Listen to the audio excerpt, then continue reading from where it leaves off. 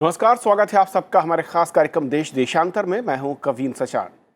Festive season में हर साल करोड़ों रुपए का कारोबार करने वाली ई कॉमर्स कंपनियों पर अब सरकार ने जांच के आदेश दिए हैं। व्यापारियों के संगठन confederation of all India traders यानी कैट ने इन कंपनियों के खिलाफ शिकायत दर्ज कराई थी। सरकार ने इसी शिकायत के बाद ई कॉमर्स कंपनियों फ्लिपकार्ट और अमेजॉन जैसी कंपनियों से जवाब मांगा है। पीयूष गोयल के मुताबिक अगर नियमों का किसी भी तरह का उल्लंघन पाया जाता है तो इन कंपनियों के खिलाफ कड़ी कार्रवाई की जाएगी। आपको बता दें कि ई कॉमर्स कंपनियों ने पिछले एक पखवाड़े में अपने मन से 3 अरब डॉलर का सामान करीब बेचा है और ई कॉमर्स कंपनियों पर आरोप है कि नियमों को दरकिनार कर छूट या रियायत देकर ये खुदरा सेक्टर को नुकसान पहुंचाने की साजिश कर रहे हैं। तो समझेंगे असल में ये आरोप कितने दमदार हैं और जो नियम है उसके दायरे से कौन कितना बाहर और कैसे जा रहा है, और क्या वाकई से लेकर कोई नियम है भी या नहीं है। हमारे साथ 4 खास मेहमान हैं। स्टूडियो मेरे साथ मौजूद हैं अजय दुआ साहब हैं, former secretary ministry of commerce industry government of India. Sir, बहुत बहुत स्वागत आपका। हमारे साथ कॉर्पोरेट लॉयर हैं अजय ब्रह्मे, आपका स्वागत है अजय। शुभम भट्टाचार्य हमारे साथ मौजूद हैं जो कि कंसल्टिंग एडिटर हैं द बिजनेस स्टैंडर्ड से, आपका स्वागत है। और फोन लाइन पर हमारे साथ मौजूद हैं रजनीश कुमार हैं, चीफ कॉर्पोरेट ऑफिसर हैं, फ्लिपकार्ट से हैं, आपका स्वागत है रजनीश। शुरुआत में रजनीश आपसे ही करना चाहूँगा, जो कैट का आरोप है या शिकायत है कि जो भी ई कॉमर्स पोर्टल या कंपनियां हैं जो कि सेल या बिग सेल के नाम पर हर सीज़न में एक मोटा मुनाफा कमा रही हैं, एक बड़ी सेल ऑफर करती है कंज्यूमर को, वो नियमों को तोड़ रही हैं और जो पैरामीटर्स हैं उससे अलग जा रही हैं। तो कविन जी, एक छोटी सी बात बताना चाहूंगा कि ई कॉमर्स जो है इंडिया में वो मार्केट प्लेस मॉडल है, और हम लोगों ने ये मिनिस्ट्री को भी सेम चीज बताई है, और ये इनके भी तरह तरह से हर साल ऑडिट होते रहते हैं। तो इसमें क्या होता है मार्केट प्लेस मॉडल में, जो देश में जितने भी छोटे छोटे उद्यमी हैं, छोटे सप्लायर्स हैं, छोटे मैन्युफैक्चरर्स हैं जो कि कंट्री में मैन्युफैक्चर कर रहे हैं, हमारी टीम उनके साथ काम करती है, उनको कंज्यूमर इंसाइट देती है कि क्या क्या चीज किस प्रोडक्ट किस प्राइस पे अच्छे से बिकेगी। और हमारी इस इंफॉर्मेशन के बाद में जो सेलर्स और जो ब्रांड्स और ये सब मैन्युफैक्चरर्स हैं वो उस मार्केट प्लेस पे आके कंज्यूमर के साथ एंगेज करते हैं। तो हमारा जो एफडीआई के साथ फुल कंप्लायंस है, और ये हम लोग का जो कोशिश हमारी लगातार यही रहती है कि कैसे हम जो मेक इन इंडिया का इनिशिएटिव है प्राइम मिनिस्टर मोदी जी का, कि हम कैसे उन सेलर्स को जो टियर 2 एंड टियर 3 टाउन से आते हैं उनको भी कैसे हम करोड़ों जो भारतीय हैं जो देश में, उनसे कैसे कनेक्ट कर सकते हैं। तो ये एक टेक्नोलॉजी के जरिए एफिशिएंसी क्रिएट होती है, और जितने भी मैन्युफैक्चरर्स हैं उनको एक लार्ज मार्केट मिलता है। तो ये, और इस सिलसिले में जब हम बढ़ाते हैं अपना कारोबार, तो कारोबार एक्चुअली हमारा नहीं, हमारे साथ साथ उन छोटे उद्यमियों का बढ़ रहा है। तो ये एक मूल मुद्दा है बेसिकली कि फॉर्मेट क्या है मार्केट प्लेस का। तो लेकिन ये रजनीश, जरूरी है बताना शुरू में। लेकिन रजनीश, सवाल ये है कि जो ऑफलाइन मार्केट है उसकी सेल्स 40% डिप कर चुकी है आप लोगों के जो ऑनलाइन में ई बाजार है उसके चलते। 2 बड़े आरोप इन लोगों ने लगाए हैं। पहला आरोप ये है कि आप लोग डिस्काउंट ऑफर नहीं कर सकते हैं जो ऑनलाइन पोर्टल्स हैं। दूसरा आरोप ये है कि आप किसी भी प्रोडक्ट को उसको आप रख नहीं सकते हैं, होल्ड नहीं कर सकते हैं, यानी कि आप अपने गोडाउन में उसको रख नहीं सकते हैं और उसको सेल के थ्रू आप सेल नहीं कर सकते हैं। तो अगेन मैं आपको ये बताना चाहूंगी, मार्केट प्लेस मॉडल में जो डिस्काउंट और ऑफर्स हैं वो सेलर्स ही देते हैं, मार्केट प्लेस ऑफर नहीं करता है।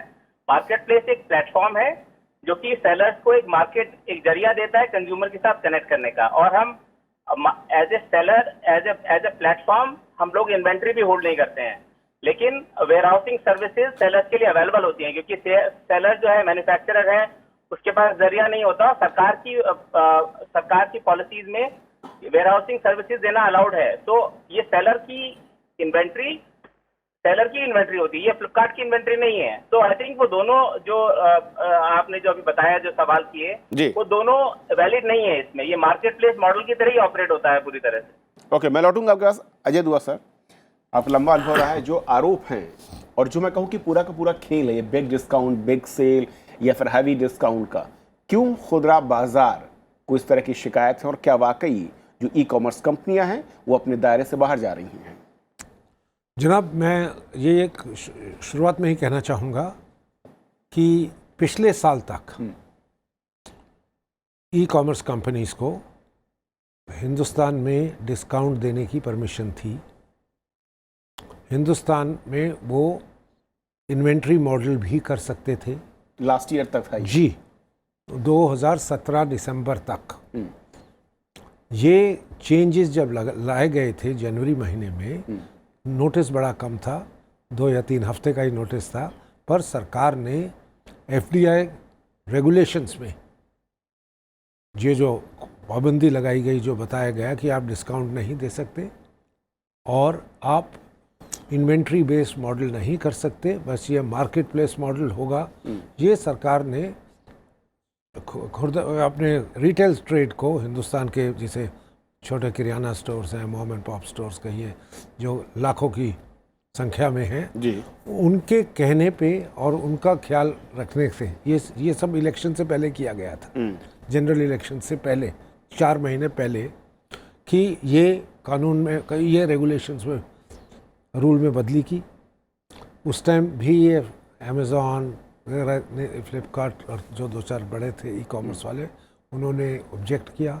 उन्होंने ही नहीं अपना ये ऑब्जेक्शन दिया, अमेरिका सरकार ने फॉर्मली इन कंपनियों के बिहाफ पे भी भारत सरकार को वो प्रोटेस्ट किया कि आप ये क्या बंधन डाल रहे हैं।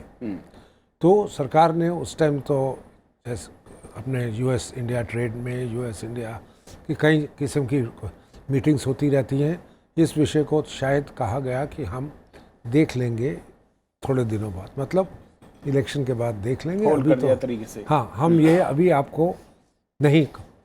पर हुआ क्या, इस बीच में ये जो बड़ी कंपनियां हैं, उन्होंने अपने आप नई व्यवस्था लगाने पे आ गए।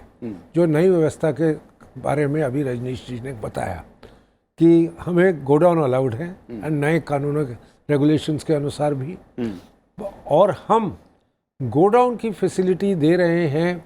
जो रिटेलर्स हैं या मैन्युफैक्चरर्स हैं, वो अपना सामान हमारे गोडाउन में रखते हैं, वो डिस्काउंट ऑफर कर रहे हैं, हम नहीं कर रहे।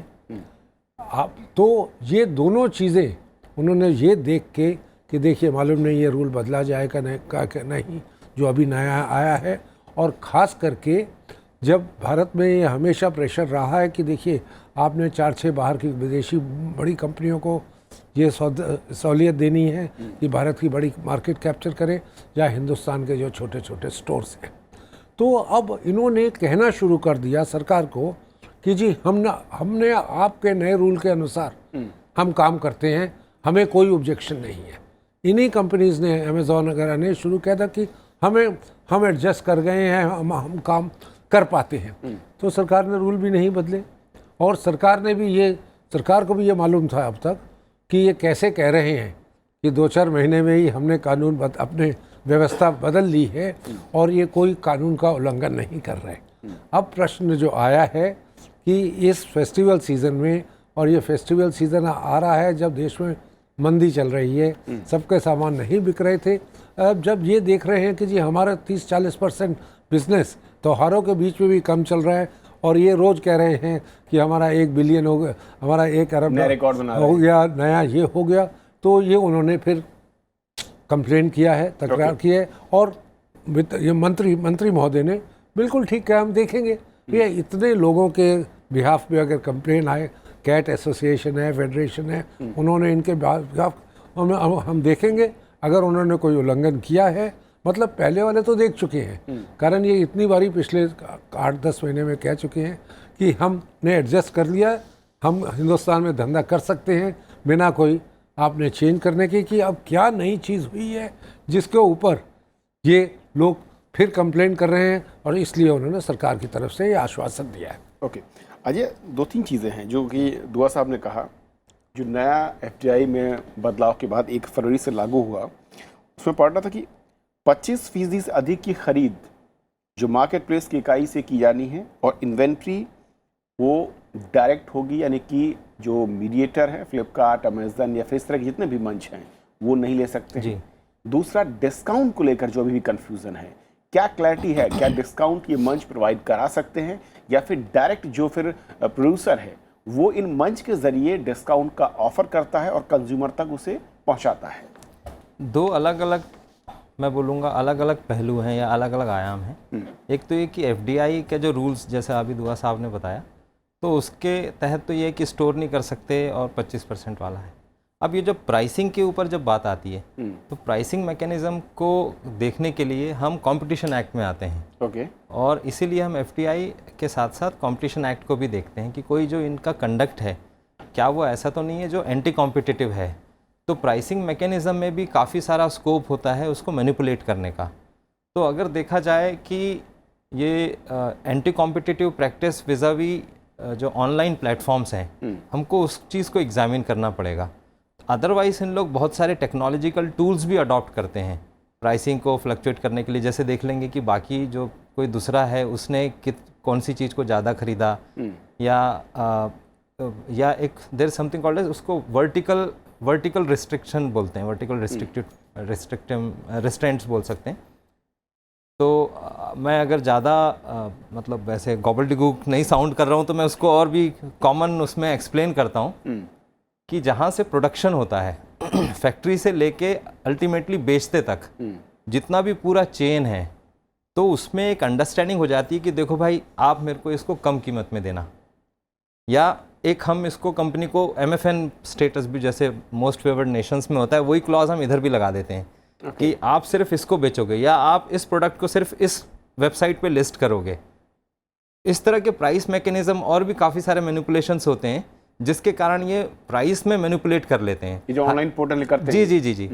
वो इस तरह से अगर मान लो इसमें कोई एंटी कॉम्पिटिटिव काम है, तब तो ये लॉ के दायरे से बाहर जा रहे हैं, इलीगल काम कर रहे हैं। अगर वो उस दायरे के अंदर रह रहे हैं तो उसमें कोई प्रॉब्लम नहीं है, वो डिस्काउंट दे सकते हैं, ऐसा कुछ नहीं है। क्योंकि अगर देखा जाए तो इनका ये आर्ग्यूमेंट रहा है शुरू से ही, जो ऑनलाइन कंपनीज़ हैं, कि हम कोई डिफरेंट रिलेवेंट मार्केट नहीं है। अब रिलेवेंट मार्केट की भी एक डेफिनेशन होती है कि कोई भी एक सेगमेंट है, सपोज ये ग्लास है तो ये ग्लास का एक मार्केट होगा, उसके कौन कंज्यूमर्स होंगे, ये सारे पैरामीटर्स होते हैं जिससे हम रिलेवेंट मार्केट को पता करते हैं कि क्या चीज़ है रिलेवेंट मार्केट। तो उसी मार्केट में कोई ऐसी एंटी कॉम्पिटिटिव प्रैक्टिस तो नहीं है, या कार्टेल तो नहीं बना लिया आपने, सेम चैनल से है कि नहीं। ये सारे बहुत सारे पैरामीटर्स होते हैं सेक्शन 19 में, जिसके तहत आप ये डिटरमिन करते हैं कि भाई ये इनकी कोई एंटी कॉम्पिटिटिव काम तो नहीं है। तो व्हेन इट कम, जब ये डिस्काउंट की बात करते हैं कि अभी फेस्टिवल सीज़न में डिस्काउंट्स दे रहे हैं, तो देखा जाए प्राइमा फेसी मुझे नहीं लगता, हालांकि ये शायद एक ओपिनियन देना हो जाएगा इनके कंडक्ट पे, लेकिन ये देखना होता है कि क्या ये सेक्शन जो लॉ है एंटी कॉम्पिटिटिव लॉ, उसको तो ब्रीच नहीं कर रहे हैं। तो अभी जो फ्लिपकार्ट वाले बोल रहे थे, जैसा मुझे लगता है देखने से, तो कानून के दायरे के अंदर लगता है। अब सवाल ये कि शुभमय, ये इतना बड़ा इशू क्यों होता जा रहा है? मैं अगर पब्लिक को भी जोड़ लूँ, यानी कि कंज्यूमर को भी जोड़ लेता हूँ, तो फिर जो फेयर गेम की बात होती है, क्योंकि इससे पहले डिस्काउंट के मामले पे कंज्यूमर सर्वे ये कहते हैं कि उनको नहीं मिलता था, और इसीलिए शायद कंज्यूमर ऑनलाइन जो मैं कहूँ सेल है, ऑनलाइन पोर्टल्स है, उनकी तरफ ज़्यादा अट्रैक्ट हो रहे हैं। लेकिन इसके बावजूद अगर अलग अलग एफडीआई के रूल्स को देखें या कम्पिटिटिव जो रूल्स हैं उसको देखें, क्या कहीं कोई एक मैं कहूँ कि डील इस तरह की दिख रही है, कोई ऐसे क्लॉज दिख रहे हैं जिसका उल्लंघन वाकई कहीं कर रहे हैं, या फिर ये अपने गिरते बाजार को बचाने के लिए लड़ाई लड़ते हुए दिख रहे हैं ट्रेडर्स?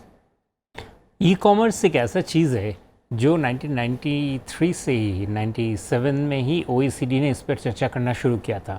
और ये प्रॉब्लम सिर्फ हमारे देश में ही नहीं है। ई कॉमर्स अपने आप में काफ़ी एक सशक्त मीडियम है, जिसके थ्रू से पूरा बाज़ार का पूरे दुनिया में ही जहाँ भी इसका प्रचलन हुआ है, वो पूरा बाज़ार का नक्शा ही बदल दिया है। और इसके वजह से बहुत सारे नए नए सवाल आए हैं। और सबसे बड़ा सवाल इसमें यह आ जाता है, जिसका आपने जिक्र किया, कि ई कॉमर्स बायर्स और सेलर्स को एक प्लेटफॉर्म पे लाके खड़ा कर देते हैं, और इतने भारी मात्रा में लाके खड़ा कर देते हैं कि अपने आप में वो एक बहुत बड़ा, जिसे कहते हैं प्राइस डिस्कवरी बन जाता है। इकोनॉमिक्स में हम हमेशा कहते हैं कि प्राइस हो कि अच्छा दाम मिले चीज़ों का, जो बेच रहे हैं उनको, जो खरीद रहे हैं उनको। और ये सबसे बड़ा पॉसिबल हो जाता है ई कॉमर्स में। एक एग्जांपल है कि वॉलमार्ट का एक सर्वे OECD ने किया था कि सबसे बड़ा वॉलमार्ट का जो दुकान है उसमें भी मैक्सिमम 13,000 से ज़्यादा प्रोडक्ट नहीं है। वही वॉलमार्ट एक प्रोडक्ट जब ऑनलाइन बेचते हैं तब कई मिलियंस में वो बेचते हैं। तो स्केल कहीं और मतलब एक क्वांटम जंप हो जाता है, और इसलिए इस बाज़ार में जो खुदरा विक्रेता है उसका वो उस स्केल को कभी कैप्चर ही नहीं कर पाएगा। भारत में हम चाहे लाख हमारा सर खपाते रहें, एक तरफ तो यह है कि सरकार अगर चाहे, और दुआ जी पहले सेक्रेटरी DIPP रह चुके हैं तो खुद ही जानते हैं, अगर नियम करना चाहे तो नियम कर सकते हैं कि भाई हम आपको ये वाला चीज़ बेचने नहीं देंगे, या हम इस पर डिस्काउंटिंग पे इतना पाबंदी लगा देंगे। अब वो कोर्ट में जाएगा, फिर कोर्ट में आगे चलेगा, उसका क्या राय होगा वो तो आगे का समय ही बताएगा। लेकिन कंपनीज जो खुदरा विक्रेता जो है, जो कहते हैं कि भाई आपको कैसे आप ये चीज़ों में, वो जो बारीकियों में हर जगह पे क्या हो रहा है कि नया जैसे ही एक स्कोप तैयार हो रहा है ऑनलाइन कंपनीज का, इमीडिएटली खुदरा विक्रेता सामने आके कह रहे हैं कि नहीं ये वाला रास्ता बंद करो, वो वाला रास्ता बंद करो। जैसे इन्वेंट्री मॉडल 2017 में बंद किया गया, मार्केट प्लेस मॉडल में लॉजिस्टिक्स अलाउड है, वो उनका अभी वो लॉजिस्टिक्स के ऊपर भी अब उनका प्रश्न है कि कहीं ये लॉजिस्टिक्स रखने की वजह से इतने सारे गुड्स अपने पास जो ये फैसिलिटेट करने हैं सप्लायर्स का, कहीं इसकी वजह से तो इनको बेनिफिट नहीं मिल रहा है, तो अब वो कह रहे हैं कि लॉजिस्टिक्स का वो क्षेत्र बंद करो। अभी कॉमर्स मिनिस्टर ने कहा है कि हम इस पर ऑडिट करेंगे, हालांकि ऑडिट हर साल इनका होता ही है। तो उसके अलावा DIPP वैसे ही उनके पास, उन्होंने बोला है हम लोग किसी भी वक्त हम आपका चेक कर सकते हैं।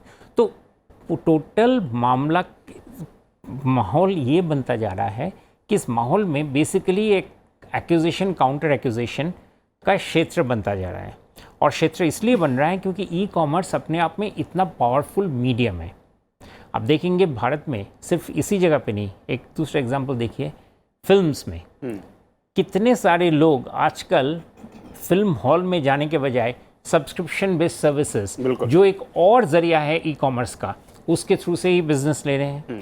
तो यानी कि ई-कॉमर्स अपने आप में एक ऐसा सिस्टम है जिससे पूरा बाजार अर्थनीति का पूरा सिस्टम को ही बदल देता है। और इसको हैंडल करने के लिए सरकार को बेस्ट करना चाहिए कि भाई हम रेगुलेशंस लॉन्ग स्टैंडिंग दूर दराज का सोच के स्टैंडर्ड रखें, उस पर बारीकियों में अगर वो इंटरफेयर करने की कोशिश ना करे तो ही बेहतर रहेगा। अजय सर, लेकिन क्या ऐसे में सरकार के पास वो टूल, या मैं कहूँ कि स्कोप, एल्बो रूम है कि वो मैनेज कर सकती है दोनों के बीच बैलेंस, इक्विलिब्रियम? और तीसरा जो फैक्टर है वो कंज्यूमर का है, क्योंकि उसका भी ध्यान रखना होगा सरकार को। नहीं, बिल्कुल। आखिर में इसका सोल्यूशन यही है कि दोनों का इंटरेस्ट वॉच किया जाए। अगर हमारे पास 2 करोड़ 3 करोड़ लोग रिटेल ट्रेड में हैं, तो हमारे पास 130 करोड़ लोग कस्टमर भी हैं, या 125 करोड़ जो भी कहिए।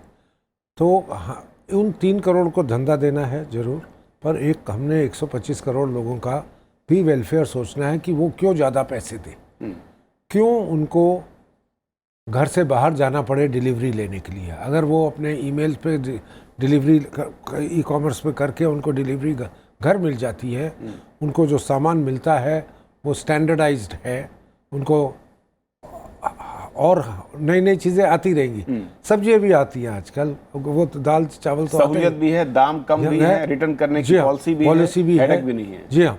तो अगर तो इसलिए दोनों में बैलेंस करना तो आवश्यक है।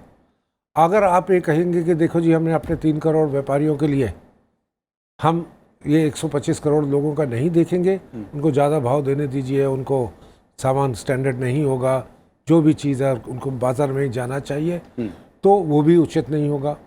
अब प्रश्न है कि आप एकदम ई-कॉमर्स को आने को अलाउ करते हैं कंट्री में, जैसी शुरुआत में कर दिया गया था, कारण पॉलिसी मेकर्स को भी अनुभव नहीं था कि ई-कॉमर्स, कारण जैसे अभी सुबोध जी ने कहा, ई-कॉमर्स इवॉल्विंग बिजनेस है। अभी नए नए किस्म के सुविधाएं, नए किस्म के, जैसे टेक्नोलॉजी बदल रही है वैसे ही सुविधाएं बदल रही हैं। क्या क्या ई-कॉमर्स में बिक सकता है, कैसे आपको डिलीवरी होगा। सरकार ने कानून बनाया 2018 में आखिर में, ये जो अभी हम बात कर रहे हैं, 2019 में 3-4 महीने के अंदर बोले कि हम बिल्कुल एग्जाम कर सकते हैं आपके कानून नहीं बदलेगा तो अच्छा है। और हमने अपनी सरकार को कंप्लेन किया था, सरकार मांग ही रही है। अगर आप नहीं भी करते तो हम आपसे कंप्लायंट हैं, हम आपके रूल्स में कोई उल्लंघन नहीं कर रहे। अब प्रश्न आया, इन ना उल्लंघन का आरोप तो लगाया गया है, अगर निकला कि आरोप सिद्ध नहीं है तो फिर नया विषय आ जाएगा, जैसे अभी ब्रह्मा साहब ने बताया कंपटीशन लॉ के नीचे वाली बात, कि ये कंपटीशन लॉ में कि अगर ये लोग डोमिनेंट पोजीशन ले रहे हैं, ये लोग अनफेयर प्रैक्टिस ट्रेड की अडॉप्ट कर रहे हैं, तो आप उसके नीचे कुछ का आपको लाना पड़ेगा कि जिसमें आपको देखना पड़ेगा कि जी ये एक्चुअली ये 3 करोड़ लोगों का धंधा ये 4 लोगों को या 40 लोगों को जा रहा है। तो आपको मेरे हिसाब से देश में दोनों की ज़रूरत है। ओके। और आपको कोई ना कोई कानून रेगुलेशंस बना के, पर ये नहीं कि आप हर साल या हर 2 साल बाद कानून बदलें, कारण फिर कोई ई कॉमर्स के धंधे में आएगा ही नहीं और आप अपने कस्टमर्स को वंचित कर रहे हो ई कॉमर्स के सारे जो फ़ायदे हैं उससे। रजनीश जी, बहुत मैं चाहूँगा संक्षेप में अगर मैं आप बता पाएँ, क्योंकि एक और जो आरोप है कि किस जो नए रूल के लिहाज से एफडीआई वाला है उसमें है कि ई कॉमर्स कंपनियां उन प्रोडक्ट को नहीं बेच सकती या सेल नहीं कर सकती हैं जहां पर उन कंपनियों की हिस्सेदारी हो। और जहां तक मैंने आज काफ़ी कुछ रिसर्च इस पर की, इसको पता करना बेहद नामुमकिन सा है कि कंपनियों की हिस्सेदारी कौन से प्रोड्यूसर के साथ या सेलर के साथ में है। ये कैसे आप लोग करेंगे, क्योंकि इस तरह के आरोप आप पर आएंगे। जब आप तेज़ी के साथ उस मार्केट को कैप्चर कर रहे हैं तो फिर उस पर आरोप भी आ रहे हैं। जो तेजी से मार्केट, आई थिंक एमिनेंट जो लोग काफी बैठे हैं यहाँ पे, उन्होंने काफी अच्छे से एक्सप्लेन किया है कि ई कॉमर्स इसलिए बढ़ रहा है कि उससे कन्वीनियंस लोगों को मिलती है। और ये ऐसा नहीं कि सिर्फ कस्टमर साइड पे बढ़ रहा है, अगर आप सेलर साइड पे भी देखें, जिस सेलर को एक्सेस नहीं था मार्केट का, जो सिर्फ एक ट्रेडिशनल ट्रेड के थ्रू जा सकता था कंज्यूमर के पास, आज उसके पास ऑप्शन है कि वो रजिस्टर करके पूरे कंट्री में बेच सकता है चीजों को और ग्लोबली भी बेच सकता है। तो ये आप देखिए, ये बड़ा डेमोक्रेटाइजेशन का जो प्रोसेस है ई कॉमर्स का, वो सभी को बेनिफिट कर रहा है। और जहां तक की स्ट्रक्चर की बात है कि कंपनियां, अगर आप देखें फ्लिपकार्ट, वो भी वॉलमार्ट का पार्ट है, ग्लोबली सबसे बड़ी कंपनी है, कंप्लायंस का सबसे ऊपर स्टैंडर्ड है। तो कोई ऐसा, और ये बताया भी जा चुका है कि फ्लिपकार्ट फॉर एग्जाम्पल, मैं फ्लिपकार्ट का एग्जाम्पल दे सकता हूँ कि हमारा कोई ओनरशिप या कोई रिलेशन नहीं है इन सेलर के साथ में, और हमारे 2 लाख सेलर्स हैं और बढ़ रहे हैं वो। इनफैक्ट सेलर्स नहीं, आर्टिसंस भी हैं जो देश के अलग अलग राज्यों में जो। क्या आप जैसी कंपनियां जहां पर आप हैं, क्या ये कुछ और ट्रांसपेरेंसी के लिए कुछ और कर सकते हैं ताकि जो इस तरह की आशंकाएं, संशय हैं ट्रेडर्स को, वो खत्म हो जाए? तो पूरा बिजनेस मॉडल पूरा ट्रांसपेरेंट है। अगर आप कभी इन सेलर से बात करेंगे, जो 2 लाख सेलर्स हैं और जो बढ़ रहे हैं लगातार, 30-40% की ग्रोथ हो रही है, mostly tier 2 and tier 3 town से आते हैं, वो उनकी स्टोरीज हमेशा आती रहती हैं, वो खुद बोलते रहते हैं। तो ये पूरा बिजनेस ही, टेक्नोलॉजी का फायदा ये है कि पूरा ट्रांसपेरेंट बिजनेस है। ओके। और हमारे सारे रिकॉर्ड्स वगैरह सारे एनीवे सरकार के पास रहते हैं, और globally we are listed company. तो okay sir, okay, absolutely following all the rules and regulations. Ajay sir, बहुत संक्षेप में जी, कोई ऐसी एक बेंचमार्क नहीं देखता यहाँ पर जहाँ के मैं कहूँ कि दोनों पक्ष सहमत हो सके, या फिर अलग अलग रूल्स के जरिए चेक करना सरकार को होगा, और वो कितना आसान या मुश्किल है? बस दो तीन चीज़ें हैं, जैसे दुआ साहब ने बोला, मैं उसी को एक्सटेंड कर रहा हूँ। एक रूल ऑफ लॉ होता है जिस भी कंट्री में, रूल ऑफ लॉ की थंब रूल होता है कि सर्टेनिटी होनी चाहिए। ऐसा नहीं है कि आज एक लॉ है और कल कोई दूसरा ले आओ, अदरवाइज इससे इन्वेस्टमेंट को भी अफेक्ट करता है।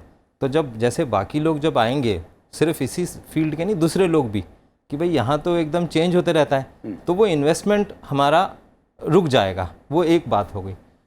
दूसरी बात यह है कि हमें जो 3 कॉम्पिटिंग इंटरेस्ट्स हैं, consumers, retail, online companies, and then these retail वाले जो हैं, जो परचून की दुकान, सारी कुछ, इन तीनों के इंटरेस्ट को बैलेंस करने के लिए हमको एक जो इसमें प्रिंसिपल होता है लॉ के अंदर ही सेक्शन 3 में, कि कोई एडवर्स एप्रिशिएबल इफेक्ट तो नहीं है कंपटीशन में। कोई भी हम जो प्राइसिंग मैकेनिज्म ऐसा करते हैं हम, मतलब जो बेचने वाले, तो अगर ऐसा कुछ नहीं है तो फिर आप दो, भाई कंज्यूमर को फायदा हो रहा है। अगर कंपटीशन जो है बहुत एडवर्सली अफेक्ट नहीं हो रहा है, तो आप करो उसको। इन एनी केस इससे तो ज़्यादा अच्छी quality, ultimately competition is also related to quality, तो कंज्यूमर का फायदा होगा ना।